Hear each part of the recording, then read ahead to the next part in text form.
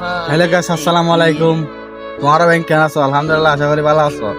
আমি আলহামদুলিল্লাহ ভালো আছি। তো এখন দেখছি আড়াদার যাইবার সময় দেখছি ফুয়াগ হালিয়ে মানে মিটার ফিঙ্গার আসছিল হাসু দেখছি মানে আড়াদারি মদার আছে এখন আরে সে বলছি মুসলমানের ভাই ওয়াবি শুননি বলে হতা নাই। এখন যেতে এতে কিনলে তো হাইয়া না রাখতাম বিশ্বাস চাই আর সে ফেলছি তারা এটা মদার সামনে নেই বাঁধে জুতা ফিরে হরন। এখন তোরা কি হচ্ছে কেন হতা চাই আর মন্তব্য হইলো এমাগের পরে মদসের সামনে জুতা ফিডে হরন তুই কে হল ফুয়া